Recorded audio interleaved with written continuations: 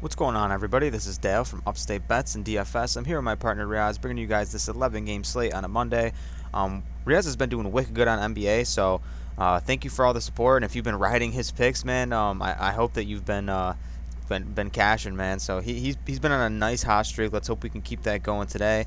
For me, I've been doing all right. I've been majority hitting my flex plays more than my power plays. So. Hopefully I can get a nice power play strung together today, but I gotta stop peppering those four legs, man. I keep chasing that dollar, so hopefully today is a better day. NBA has been kind of just killing us with like an 11 game slate, and then down to a 3, and then Wednesday we'll go back to like a 13, and then Thursday we'll have 2 games. So hopefully as the season progresses. Maybe we'll have like a little bit more balance of a schedule because I prefer just 6 to 7 a day. I think that's very comfortable compared to just like these monster slates. But we're Upstate Bets, man. We do Prize Picks videos. Prize Picks is an app that we've been playing now since it became legal in our state.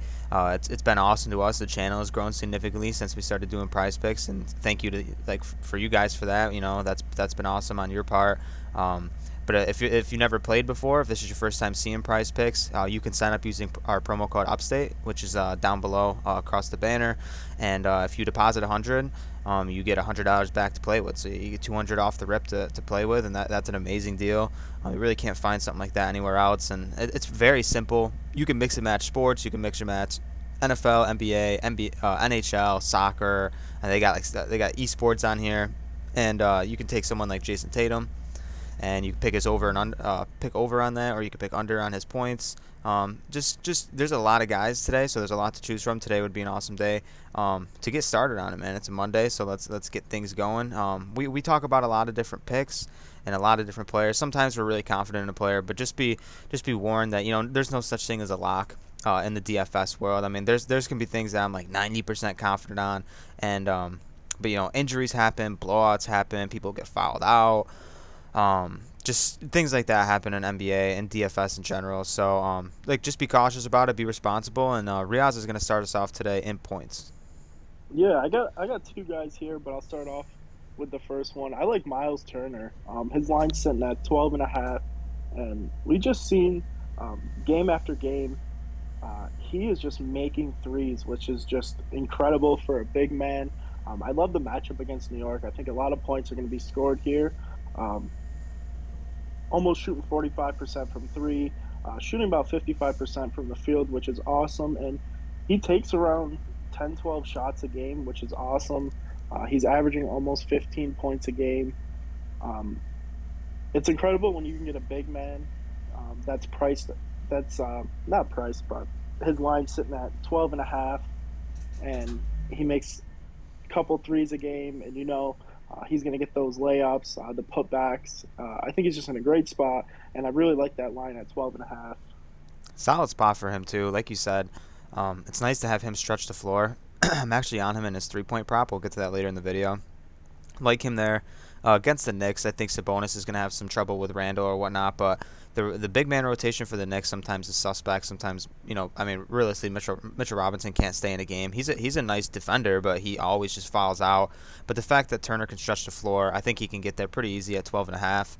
A guy I'm on, coming back from injury, is Brandon Ingram. So he did play last game, and we didn't see like typical Brandon Ingram in terms of usage, but Joe Val's had his thing going since Ingram's been out. So I mean, Ingram's going to find his way back into the offense, no issue. I like the pace-up spot against Washington for sure. He shot 17 shots last game. It's been his lowest total on the season, but he still had 19 points against that Memphis team. I think 20 is very low in the spot for him. I think he's going to be up in minutes again. He's going to be playing his 30, 32 minutes. I like to see that. He's averaging 24 in the season. We know how his usage has been on this Pelicans team. He's having pretty much like a career year, even though they are like a bad team. I still like Ingram in the spot over 20. I like it. Yeah, I'm on Brandon Ingram and a couple other um, spots here, but I definitely don't mind the points at all. The last guy I want to talk about is Porzingis. His line's sitting at 16.5. It seems kind of high uh, because some games he just didn't get to that mark, but we saw last game against Sacramento, or against the Spurs, he had 32 points. Um, unbelievable shooting night. 12 for 22 from the field, only 3 for 9, but you like that he's taking the threes. Definitely in the points prop. Um, I mean, he's not shooting the ball particularly well from three. He's only 30%, but he is shooting 42% from the field, which is just awesome to see. And I like his matchup against Denver. I know it's probably not going to be the most high scoring game, but it seems to me every single night Porzingis gets to 18, 20 points pretty easily, and definitely coming off a really great shooting night against the Spurs. You definitely want to ride the hot hand here. I like Porzingis here in the spot too. Obviously, he had like his best game of the season so far. Hopefully, Dallas can just find a way to get him going. It's just his. It's not necessarily him as a player. It's just the way the offense is constructed. Luka just absolutely just his usage and just handling the ball nonstop. Hopefully, Porzingis can be a little bit more than just like a corner shooter in this offense.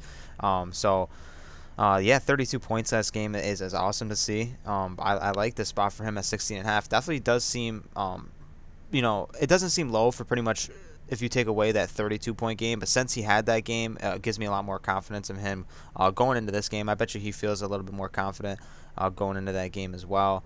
Another guy, I didn't want to highlight anybody, but we saw Trae Young just kind of go ballistic last night against Milwaukee. They're on a back-to-back, but they're playing Orlando, and that matchup doesn't scare me at all. So he's in a nice spot. We can see him start to get hot lately. He's hit that 5 out of the last 5 games. So if you're looking at Trae Young, definitely looks really appealing. I get nervous of a blowout a little bit, but I mean, like I said, he's hit that the last 5 games. So against some tough teams, man, Utah, Golden State, Phoenix, Denver, like he's been going crazy. So maybe this is a spot against Orlando, where he could just keep it up, or maybe they blow him out. I mean, I just that's what I said. I was a little up and down on Trae Young, but I definitely he has been like extremely hot lately, and then down a little bit lower. Kemba has been playing well for the Knicks. Had that really good game against Charlotte. I was kind of on him in that spot. I didn't highlight him in that video, but I felt like there was a little bit of like, necessarily like a revenge game. It's been a while since he played in Charlotte, but just like, likes the team, likes the organization, and I felt like he was going to have a good game against them. So he's in a spot too. Maybe he gets his shot falling, and 12 seems low after that really good game. So I just wanted to talk about a couple guys here that look appealing, and the Washington guys. Beal is still out. Kuzma, he just hit that over last. He was at 16 and a half. Just had 17 points last game. Just by half a point got there. So I'm not really on him tonight. I mean, he's definitely in a solid spot against those Pelicans. That's a bad team. Dinwiddie. So I don't know. We'll hop over to rebounds. One guy that I like, but I'll let Riyadh start. Yeah, I like Jared Allen here. We touched on him a couple videos ago. Last 2 games, Boston he played Boston and Detroit, and really just didn't have that great of games. Definitely rebounding wise and even points wise, but back at it again against Boston. Love the matchup. Love the bounce back here. Playing him on a back to back. They just played him a couple days ago. I love his line at 10.5. We've seen more than a handful of times that he's gotten over 15 rebounds, which is just incredible. We know Jared Allen is a great talent, kind of a true center in every aspect. He plays down low. He doesn't stretch the floor, so you know he's going to be down there. So just grab a bunch of boards. So love the bounce back here. Definitely taking the 10.5 over. I like Jared Allen, man. I like to take him just about every week. In the rebounds category. Definitely always he smashes, man. He's just like you said, true center. Last game dealing with a little bit of foul trouble, so you expect to see that out of a center. It happens from time to time, of course, but I think this is a nice bounce back spot, like you said, going against this Boston team. So Jared Allen over on the rebounds is nice, and a guy like couple spots down. I like Rashawn Holmes. He's at 9.5. Averaging 11 on the season. It's just a matter if he can stay in the game. We've seen games where he only played 19 minutes dealing with foul trouble, but we've seen him smash and go for 20 rebounds in a game. So we know the ceiling and we know what kind of player he is. High energy guy, and he fits into the offense pretty well. Like I said, if he can just stay into the game, he has a really good chance to smash. I don't think Isaiah Stewart or anyone really in the front court for Detroit is going to give him any issues. I really like this matchup against him, and he's just been hitting it lately. The past 5 games, he only missed it one time. So I like Rashawn Holmes in this spot to get the over, especially against this bad Detroit front court. Holmes is a guy that any given night he could just explode for 20 boards, and at 9.5, you always got to think he's not going to get the double double because his points are pretty scarce, but he just grabs so many points, and at 10, just getting 10 rebounds is almost a given every single night. The last guy I want to talk about, we touched on him in the points, Brandon Ingram. He's sitting at 4. It seems way too low for me. If you're just kind of game logging, you could see he got over it every single game, besides the last game, and that's just coming back from injury. It was great to see him play 30 minutes, so that injury is not really lingering around. But against Washington, we love targeting Washington, especially for rebounds, and I think he's going to grab 7, 8 boards in this game. The 4 just seems way too low for me, especially in this matchup against Washington.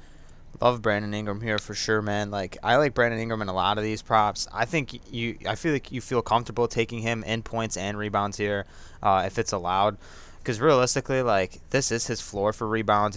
He's averaging 6 on the season. I mean, you're getting a serious discount here, and I mean, I understand Jovel's there, and Jovel grabs a bunch of boards, but this should be an awesome pace up spot, man. I love Brandon Ingram here over 4. I think this is an awesome spot for him. And then I don't know, there's a couple guys down here. We were on Wendell Carter Jr. And Mo Bamba last time. Bamba was the guy that hit. Bamba's really in another great spot at 8.5 again. Like I can realistically see you going there, but he deals with a pretty serious front court and Capella and Collins. But I think regardless between the two, this just seems like one of those where you kind of have to pick between the two. But Bamba has the lower line. I like Bamba there in that spot as well. I'm not going to highlight him, but I just wanted to talk. And Jaren Jackson, he's a little low, but he's up and down all season. So he is low, but that's a nice spot against Houston as well. Just another bad team. So I don't know. We'll move on. We'll go over to assists. I like our picks so far, and for assists, I only have one guy here that I really like, and he's all the way down. So I'll let you start, Rios. Yeah, I just want to say it's definitely in the rebounds. The 4 guys I've been on all year round, or the whole entire time so far, are playing each other tonight. Definitely like Bamba and Wendell Carter Jr. Those lines are awesome, but I'm always on them, so I didn't want to talk about them. For assists, I like 2 guys here. The first guy I'm going to talk about is Ricky Rubio. Like I touched on before, he's one of the last true point guards in this league, just like Chris Paul. And his line's sitting again at 6.5. We've seen him reach it quite a few times this year, to be honest with you. The last game I was on him, he didn't reach the number. He kind of had an off game. Weird that he doesn't get the bump to be the starter, but I don't really mind him coming off the bench, and he does get run with the starters, which is nice. But we know Jared Allen is incredible talent. He's going to dish it down low to him. Evan Mobley, another guy where he can rack up his assists. And I just really like this Boston game. I mean, he had 7 against Boston last time. I can see him getting around 9 or 10 this game, and just really having another great performance that we've seen time after time again with Ricky Rubio. Well, Ricky Rubio, like he got off to such a slow start that last game too. It wasn't about till halftime where he started picking things up, and if he can get things going early in this matchup, I really like Rubio here. Really, we know his ceiling is a guy that can be 10. He hasn't shown it that he can get to 12, 13 assists on a night, but we already know that he can do that. We've been watching him over the year, especially his days in Minnesota and whatnot. So I like Rubio here, especially in this spot and a back-to-back with Sexton still being out. So Rubio here, definitely on him, and then. The guy all the way down I want to talk about D'Angelo Russell. He's at 6 flat. I'd prefer a half, but you do get the push here if it does happen. But Russell, he's just been absolutely smashing lately, playing a lot more minutes. Himself in the offense is just looks a little bit better with him handling the ball. Obviously, they have someone like Patrick Beverly, who I thought was going to move to the second unit, but he stays in the starting lineup with them. It seems like it's working out, fairly decent. Rubio's been hitting this. Russell's been hitting this the past 4 games. just by one and sometimes two. And he's been playing some pretty good teams: Memphis, the Lakers, Golden State, the Clippers. So this is a spot where they're also going against another good team against Phoenix. Chris Paul, obviously, might have some trouble in the scoring category. So this would be a spot where he can look to dish the ball a little bit more, and I think he can. I think he's in a solid spot to get over the 6 assists. Yeah, we know he didn't like being the main ball handler, but he just looks so great running the offense, and it's really nice to see when he's getting a bunch of assists, and I think it just makes the Timberwolves just a much better team. We know they got Karl Anthony Towns and Anthony Edwards for him to just pass the ball around and just make plays. The last guy I want to talk about is Sadiq Bey. Kind of a weird play here. Um, if you just look at the last 5 games, he's gotten over this number 4 of the 5. Um, he's averaging three assists this year, which is not the greatest. I mean, his line's sitting at 2.5, but there's really no one on this team who really racks up that many assists.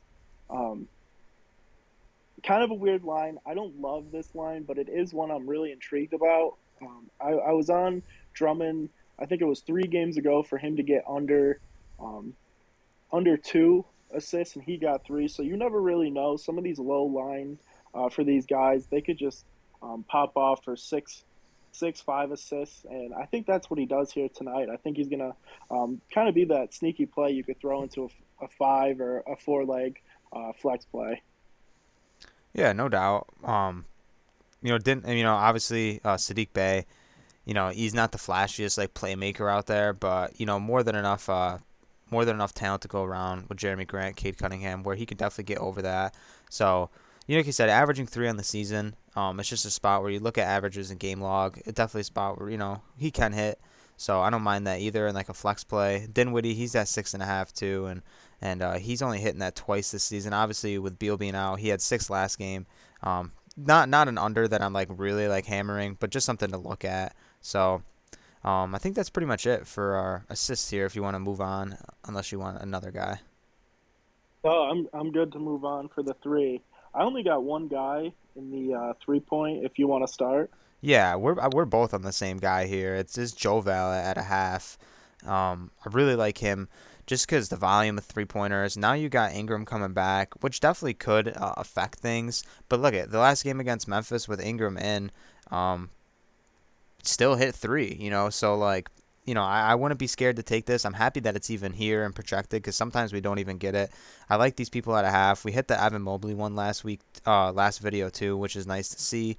So I like Jovel in this spot. He doesn't take a lot of them, but hopefully we could see a game where he does take three, not just one, because that's gonna stink if he just takes one. So it's hard to project, but he shoots almost 60% on the season from deep, and since he's been taking them, he hasn't shown a sign that he's really gonna be missing them. Really, he almost hits.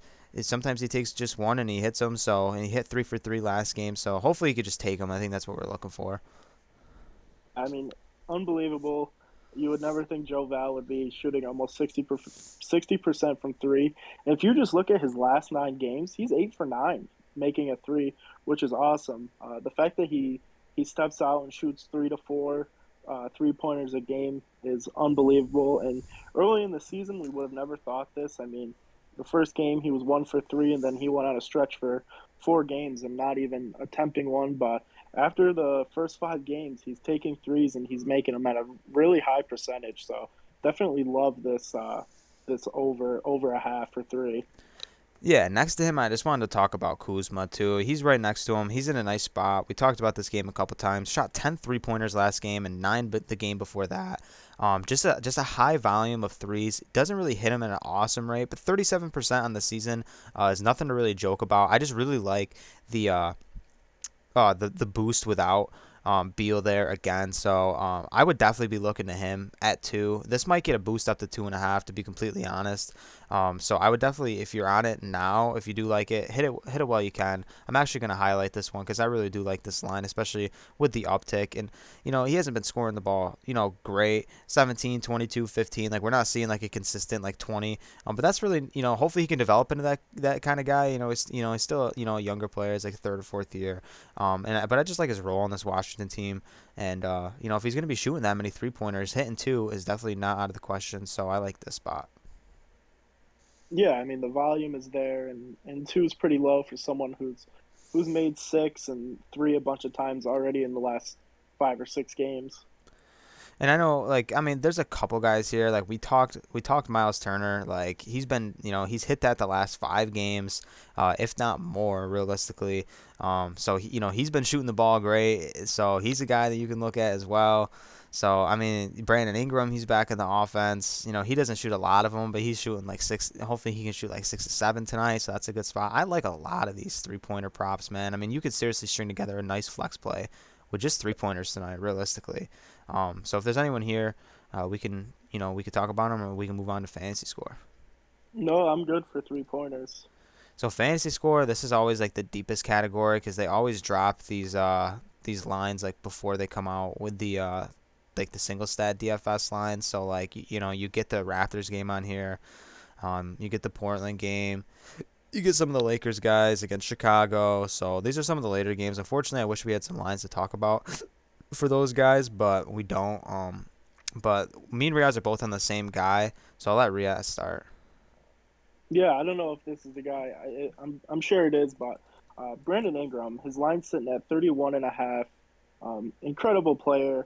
We know his ceiling's probably 50, 55, and his floor is probably 35. So the fact that he's sitting at 31 and a half, it's the game against Memphis. He only had 27 fantasy score, but he was coming off injury. They probably still don't know if he's really there, but he's getting the minutes. I mean, he's played pretty much 30 minutes last game, and he's the guy for the Pelicans. Um, 31 is just way too low. Gets a decent amount of boards. I was on him on the boards with 4. Scores just so many points, and when you sprinkle in a couple of assists too, 31 and a half just seems a little too low for me. So this Brandon Ingram line is definitely the one I like out of all of the fantasy score.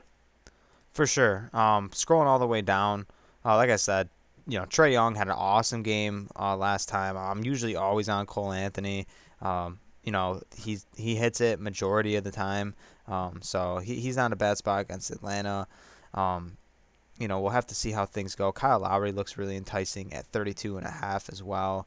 But the guy that I'm on down here in this Memphis game is Dylan Brooks, man. Dylan Brooks, he's at 27 and a half. He didn't get there last game against the Pelicans, but since he's came back, he's just been playing awesome, man. Like, yeah, I didn't think he's gonna just step into this offense and start scoring like he did, but they definitely missed his presence. But they had some really solid fill-ins, fill-ins with Bane and Melton. So they filled in nice. I think this Memphis team looks great in the backcourt all the way around.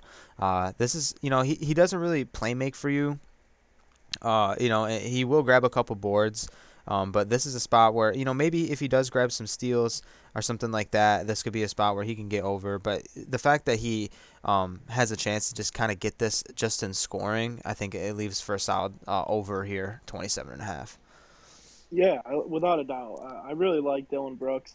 We saw last year he kind of came into himself and was just was just kind of the guy to really help out Morant.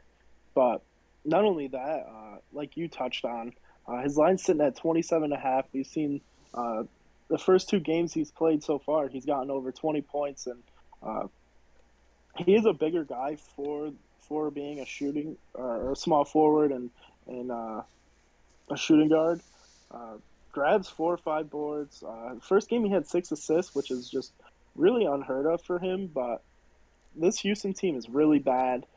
Definitely gonna love watching him take advantage of this young Houston team. And 27 and a half, it's a great line, and I'm definitely on that. The last guy I want to talk about, you mentioned him, and that's Kyle Lowry. We don't know the status of Jimmy Butler yet. He's questionable right now. He didn't play last game, and if Jimmy Butler plays or doesn't play, I still really like Kyle Lowry here. We know he's the main guy to get assists. We could see him rack up 10, 11 assists, which is just awesome. And I would like to see him score the ball better. And he has, as of late, last three games, 18, 25, and 21.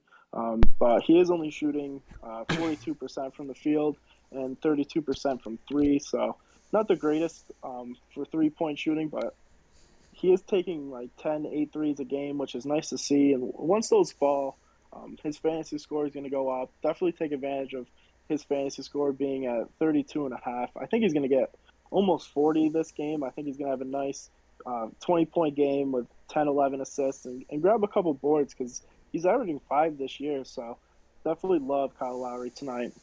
I like him too, man, especially against that OKC team. He's in a solid spot. We'll monitor that Butler news. Like you said, doesn't really change much for you. But things can shift whether he's in or out, so things might go up or down depending on if Butler is back. Karis LeVert looks a little enticing. He's gotten off to a slow start since he's came back from injury. But we know what his ceiling is. He's had a game 40 fantasy points this year. If he can just play the minutes, we know he can do the rest for you. Actually like a decent triple double threat. Really, like obviously like not never gonna like average something like that, but like it definitely does a lot for you in other categories. So 28 for a guy that can go out there and score 20 points alone, and we know that he's going to do the extra stuff. Like we know he's a nice playmaker. He can grab rebounds, solid defender. So like that's a solid spot too. I wouldn't mind if you look there. And down below, like Westbrook he looks low just for Russell Westbrook. Like when you see Russell Westbrook and you see 44, like it does look low. So it's definitely intriguing to take. Obviously, with LeBron still being out, but this is just a tough matchup against Chicago. And I mean he's just been so up and down since he's joined the Lakers. Realistically, I mean, like his floor hit a new low. This used to be Westbrook's floor. Like you play him on other sites, something like DraftKings. It's like you were paying like so high up for Westbrook because you knew what his floor was. But now, like we've seen games where he's like below 20. Like his first game of the season at 18 fantasy points. Like that's just unheard of for him. But we do know the ceiling, man. We do know the triple doubles. He had 69 points, 69 fantasy points against Miami. So like we know his upside. So I mean, it's a spot where I really want to. I really want to mind like taking him over because it's really like a coin flip really because we know he can smash any given night, and he definitely gets off the like really hot starts when he does smash because you'll see him. We know it's going to be a smash night already in the first quarter with him. But there's a lot to talk about here. I feel like we talked about a lot of guys that were on. I'm really excited for tonight, man, for sure. What do you think, Riaz? Yeah, I just want to touch on Westbrook, and then I got one more guy. Um, Westbrook is just, it seems to me he's just kind of struggling as of late, but this is definitely a game, a nice 10:30 game, probably on NBA TV. So this is another game where he's gonna play up to this matchup. Struggled the last two games, but he's in a great spot. And then I have one under. That's Caruso. His fantasy score is at 27 and a half.